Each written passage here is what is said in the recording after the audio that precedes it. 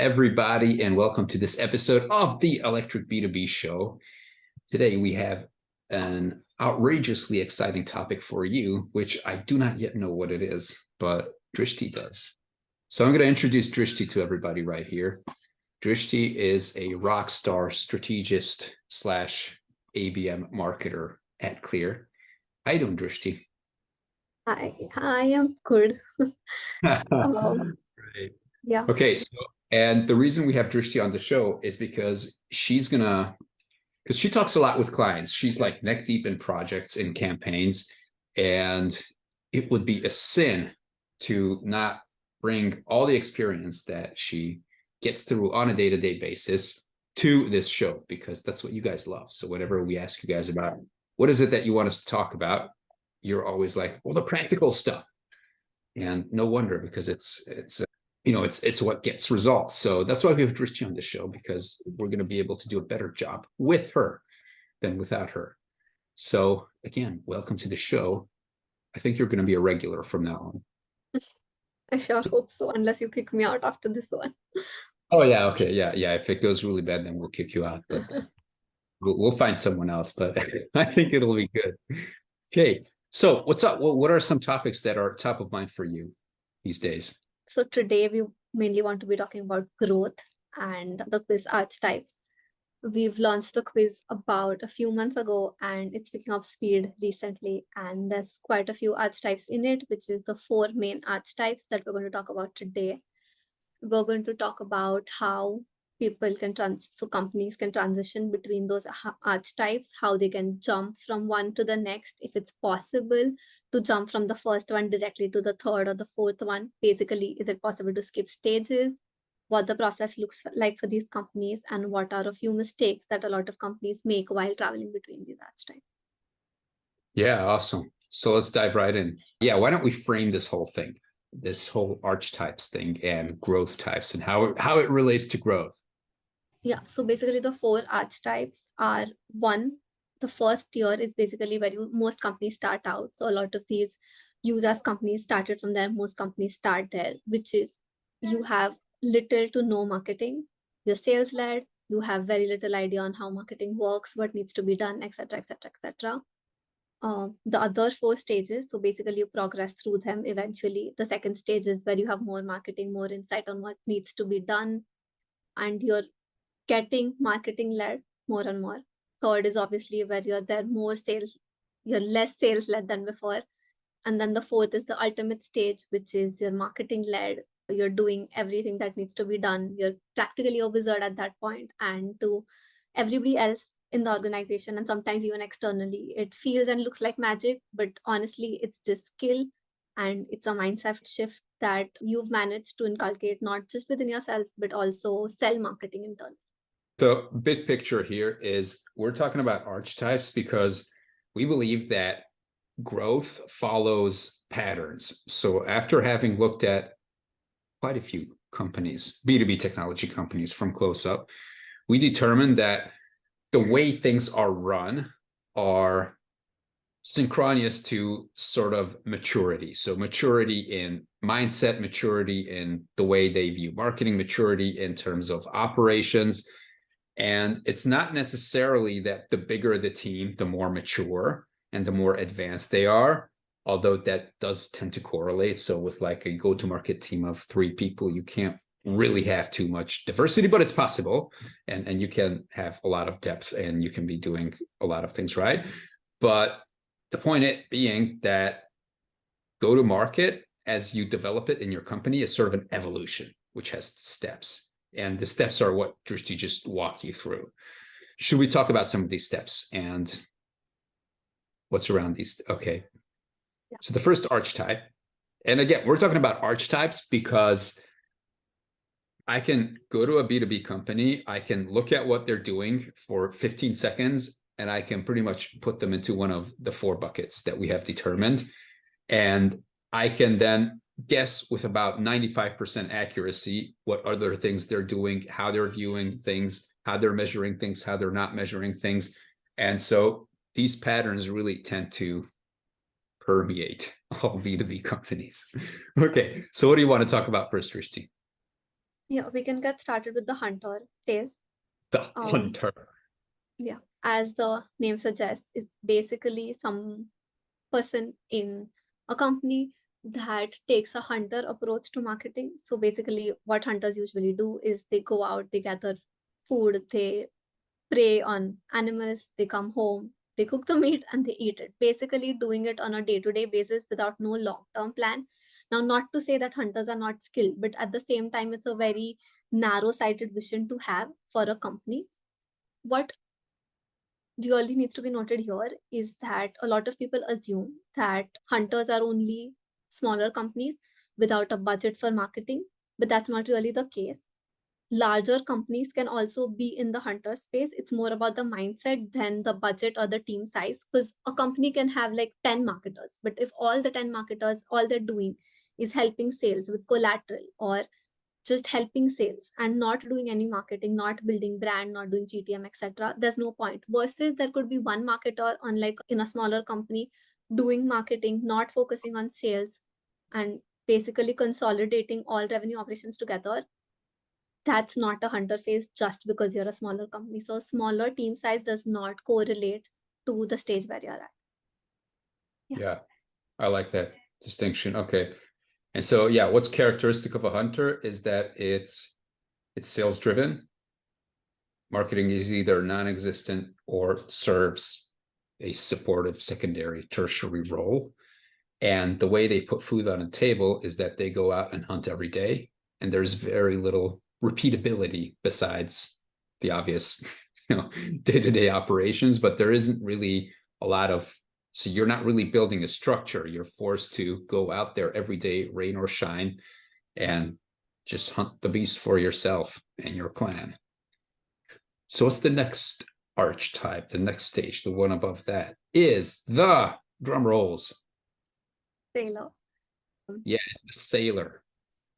Yeah. And the sailor is basically, again, as the name suggests, somebody who sails, who goes to the sea. Basically, what distinguishes them from the knight is that yes, they have direction, but at the same time, in a lot of ways, they're a victim to their circumstances, which is basically if the waves come and you don't know how to ride the waves, it's going to be a problem.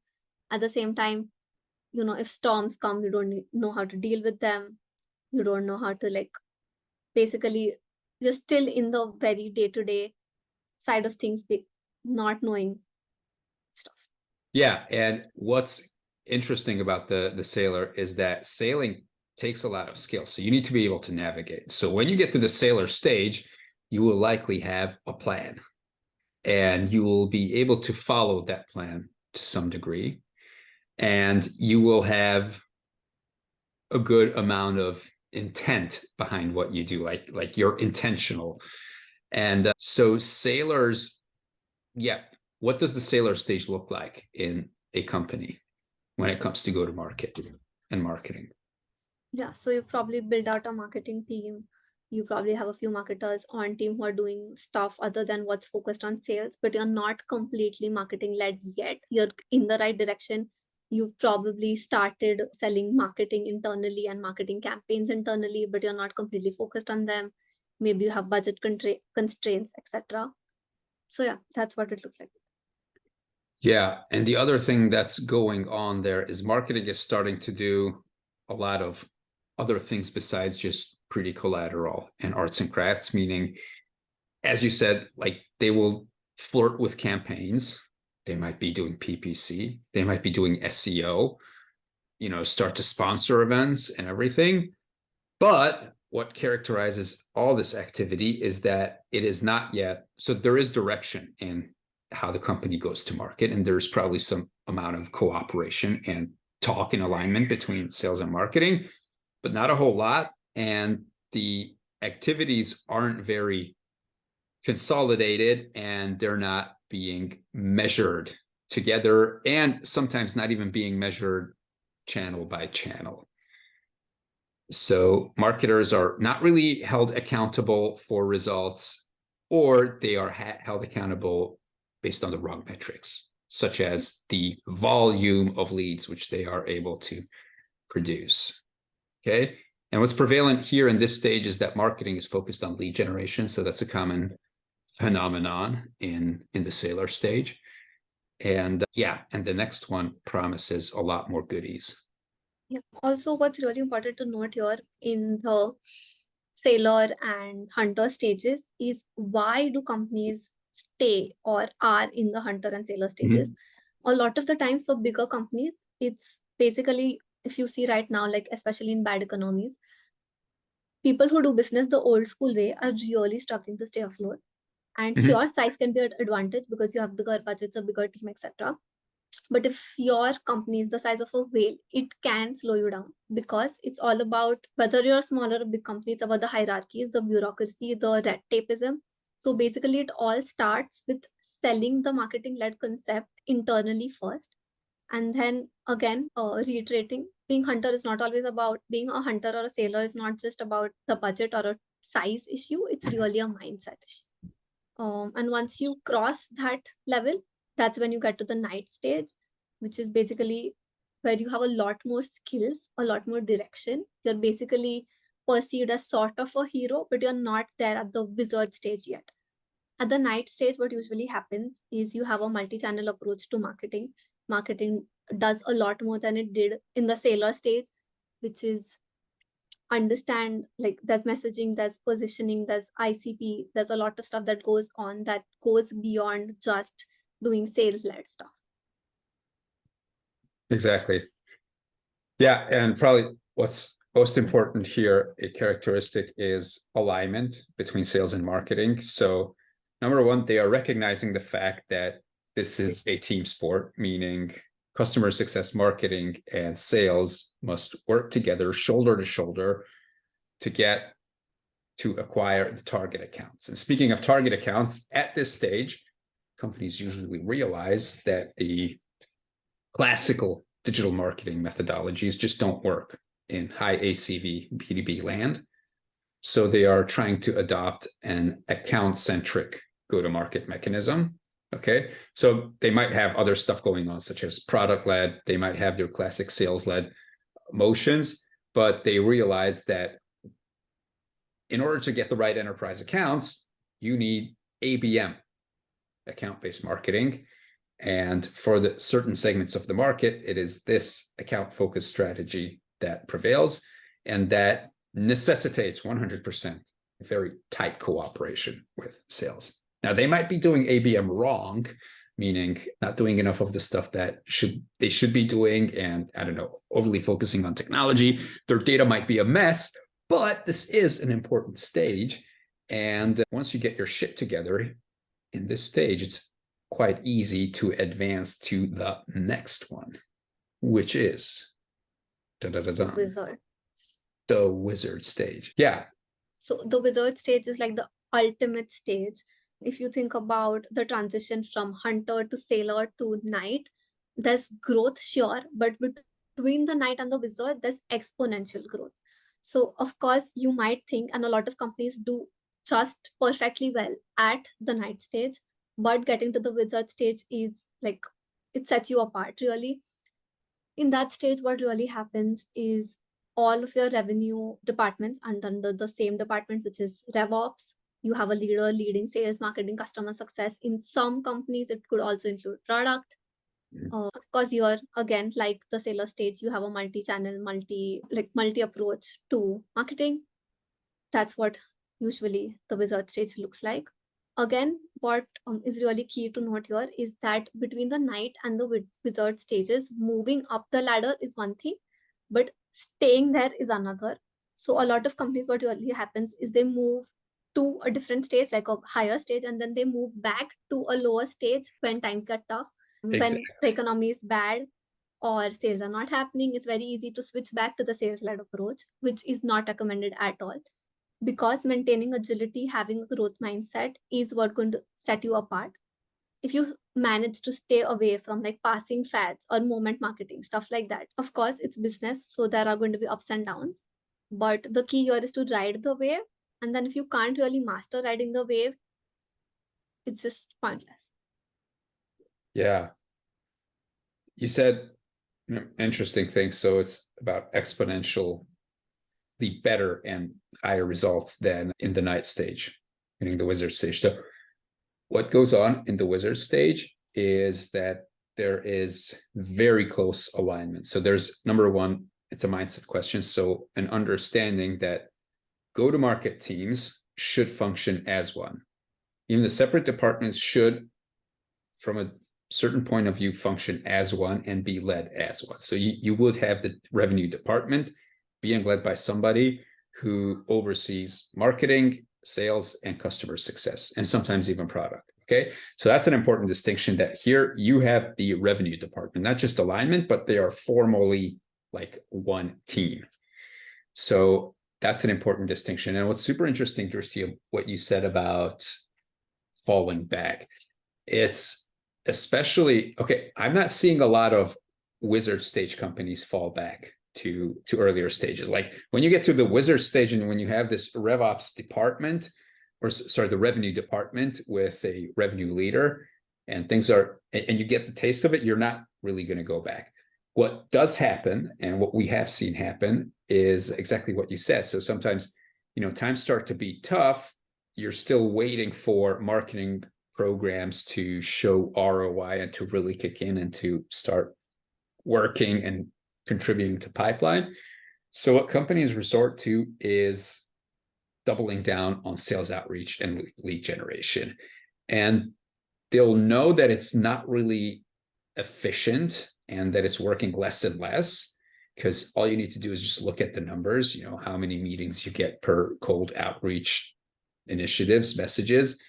But it feels like you're doing something because you're actually talking to customers directly. So it feels like you're just that, like an arm's length away from securing a deal. And basically any outreach and any cold phone call or email could theoretically result in the much needed huge mega deal or any deal. So, they're sort of chasing a mirage with this, even though they have a sensation that cold outreach is a mirage when you're completely sales led and you're just mindlessly, carpet bombing the entire marketplace. Yeah, so that's the danger that Drishti was talking about. Even with like mapping out touch points on the buyer journey, a lot of people really get it wrong in ways where basically, let's assume that this is a mountain and your buyer has to climb to the top of the mountain. Most people are judging the push. So basically, I mean, this is very graphic, but they're judging the last 10% and they're assuming that 10% is what really led to the sale. So sure, maybe the email, the cold outreach, maybe that last call, the demo call, etc., that sales did was the tipping point. But what about the first 90%? What about all those times that they saw you on LinkedIn, visited your website, etc.? So read your blog, maybe watch your podcast, listen to you on Spotify, etc. What about all those times? So when you ask your customers, hey, how did you find us? They may not remember and they may only quote a few touch points, but chances are they remember you and they've seen you. And that's why they decided to buy. Because in complex sales cycles, nobody's buying because somebody called them and tried to sell them like $20,000 software. That's not how it works. They need constant affirmation that you know what you're talking about, that you're an expert, that you will take care of it. Absolutely. That was a beautiful way to round it off, Drishti. And our time is pretty much up for now, but I think we will come back in the future and go a bit deeper on all things growth archetypes. And if, dear audience, if you guys behave and you're good boys and girls, then we can actually share some of, or even all of the results that we have sourced from this assessment tool of ours, which is a tool that you can use to assess where you are on the journey and which archetype you fit into or you belong to.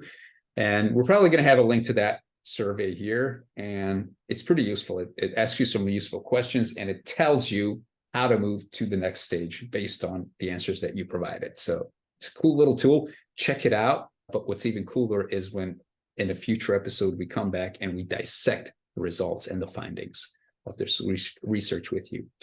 So Drishti, with that, thank you so much for hanging out. I think we'll have you back soon because you weren't that bad. So you didn't screw it up and blow it up completely. So awesome to have you here. And I'm looking forward to our next conversation, which shall be with a live audience. Yeah, I look forward to it too. This was a Okay. great conversation. Thank you. Thanks everyone for sticking around. This was the Electric B2B show, and we will see you next time. Bye-bye. Bye.